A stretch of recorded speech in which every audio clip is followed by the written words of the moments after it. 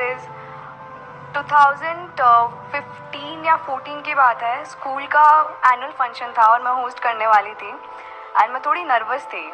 तो मेरे पापा ने मुझे बोला कि assume that the audience is deaf and blind and then you will be confident, and I really implemented it and वो बहुत अच्छा एनुअल फंक्शन होस्ट हुआ था।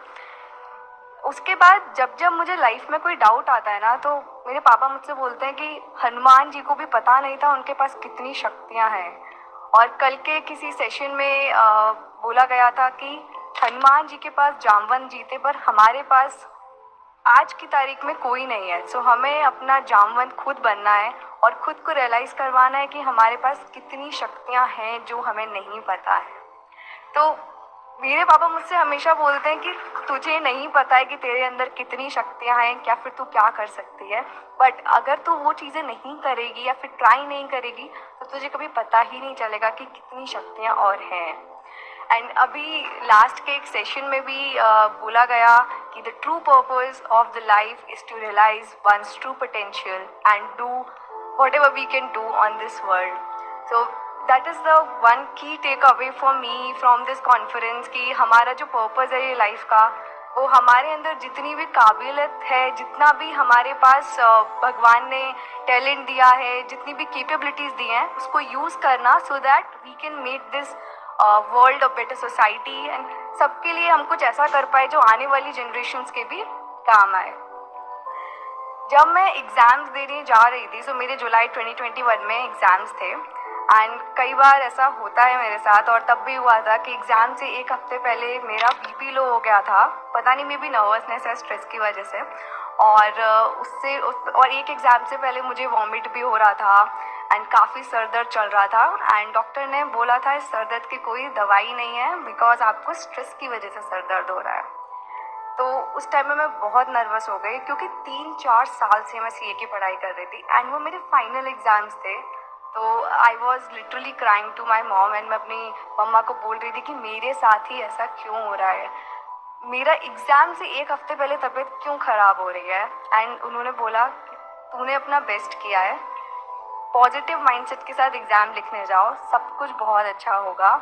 एंड फिर भी मतलब एज अ चाइल्ड आप सब ने भी सीए की प्रिपरेशन की है, तो आपको भी पता है कि पूरे 3-4 साल पढ़ने के बाद वो आपके 8 पेपर्स कितने इंपॉर्टेंट होते हैं एंड एक एक दिन का गैप होता है, उसमें भी आपकी तबीयत ख़राब हो तो बहुत ही थोड़ा डर लगता है अंदर से कि पूरा साल ख़राब हो जाएगा।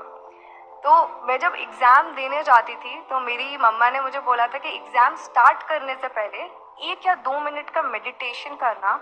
एंड अभी जैसे शिवानी बहन ने भी बोला कि मेडिटेशन का मतलब ये नहीं होता कि हम कुछ सोच नहीं रहे हैं, वो तो पॉसिबल ही नहीं है। उसका मतलब ये होता है हम सही चीज़ें सोच रहे हैं, हम अपने थॉट्स को एक डायरेक्शन दे रहे हैं। तो मैं एग्ज़ाम से पहले 1-2 मिनट के मेडिटेशन में क्या बोलती थी, और जो मेरी मॉम ने मुझे सिखाया था, जो ब्रह्मा कुमारीज में बहुत टाइम से है, आई थिंक जब मैं 8 या 10 साल की थी तब से वो ब्रह्मा कुमारीज में है और उन्होंने तब से हमें मेडिटेशन कोर्स वो सब कराया हुआ था। तो उन्होंने बोला कि एग्ज़ाम से पहले ये सोचना, I am a healthy soul, मुझे कुछ भी नहीं हुआ है, मेरा कंसंट्रेशन लेवल 100% है, मैंने सब कुछ पढ़ा है, मुझे सब कुछ आता है, जो मुझे नहीं आता वो किसी को भी नहीं आता है, और ये 3 घंटे में मैं जो भी लिखूंगी सब सही ही लिखूंगी और सब कुछ बहुत अच्छा होगा। I have all the powers, I have all the required knowledge required for the exam. And then for next 3 hours I use to feel a different kind of power and energy. Like अगर मैं आज किसी को बताती भी हूँ कि एक हफ्ते पहले मुझे हेडेक था इतना ज़्यादा और मेरा बीपी लो था, कोई विश्वास नहीं करता कि मैंने वो अपने सारे पेपर्स कैसे लिखे हैं। इनफैक्ट मुझे भी कभी कभार विश्वास नहीं होता। वो 8 पेपर्स देने के बाद मैं फिर भी बहुत डाउट में थी कि क्या होगा, कैसे पेपर्स गए हैं। बीच में एक बार मैं पेपर से आने के बाद थोड़ा सा डिजी भी फील कर रही थी और फिर मेरे पापा मुझे डॉक्टर के पास लेके गए, तो उन्होंने बोला कि मैं आपको कोई दवाई दूंगा, आपको नींद आएगी, मैं आपको दवाई दे ही नहीं सकता, आप रेस्ट करो और जितना पढ़ सकते हो उतना पढ़ो।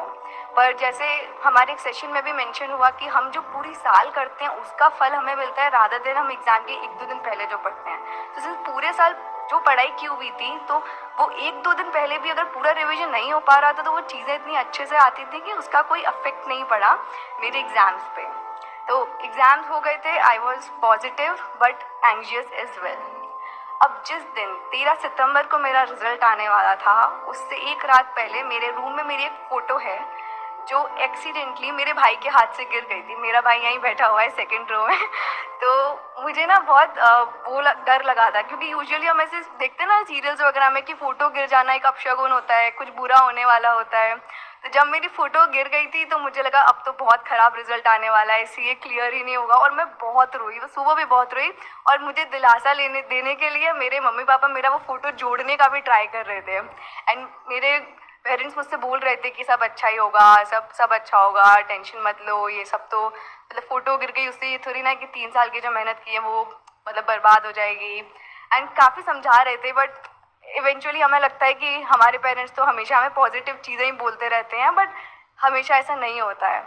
एंड 2 बजे रिजल्ट आया था। सबसे पहले मेरे भाई ने मेरा अपना रिजल्ट चेक किया था। He got all India rank 18। And फिर मेरा रिजल्ट हमने चेक किया। एंड पहले हमने मार्क्स देखे। मेरे को सबसे पहले था मैं पास हो जाऊँ, मुझे अटेम्प्ट्स नहीं लगवाने हैं अपने, तो मैं पास थी। उसके बाद हमने मेरा रैंक चेक किया and it was AIR1।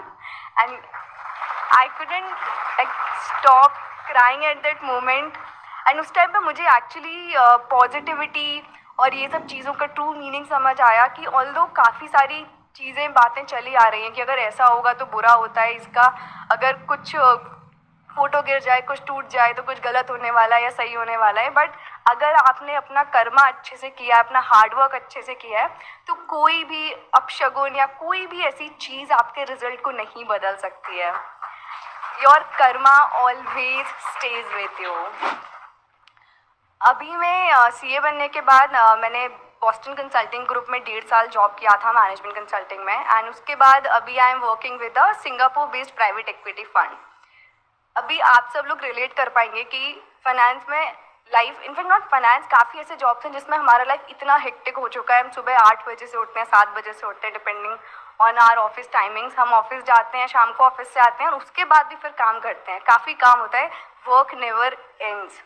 And मुझे आई थिंक आप सब लोग रिलेट कर पाएंगे, बट एटलीस्ट मेरे साथ ऐसा काफ़ी टाइम से होने लगा है कि I try to be productive at every point of time. एक तो हर तरफ ये जो इतना प्रोडक्टिविटी पे लोग फोकस करने लगे हैं कि हर टाइम खुद को बिजी करना है, 5 मिनट भी खाली नहीं रहने चाहिए। Even though they are travelling तो फ़ोन में कुछ काम कर रहे हैं, लैपटॉप पे कुछ काम कर रहे हैं। And we are thinking that कि हमारा प्रोडक्टिविटी एफिशिएंसी बहुत अच्छा हो रहा है इससे। Recently someone told me about a book called deep work. तो ये जो डीप वर्क बुक है, इसमें बेसिकली फोकस होता है कि अगर आप कोई काम बहुत फोकस कंसंट्रेशन के साथ करते हैं, बेसिकली वो मेडिटेशन वाला कॉन्सेप्ट। सो इवन मुझे ऐसा लगता है कि मेडिटेशन भी सिर्फ वो नहीं है कि आप बैठ गए और आप कुछ भी नहीं सोच रहे हो, that is not possible. But अगर आप किसी भी चीज़ को बहुत ध्यान से कर रहे हो 20-25 मिनट भी, तो वो भी मेडिटेशन है। तो वो डीप वर्क बुक में बताया कि अगर आप किसी काम को 20-25 मिनट्स, 30 मिनट्स पूरे ध्यान से करो तो वो काम आप आधे टाइम में कर सकते हो।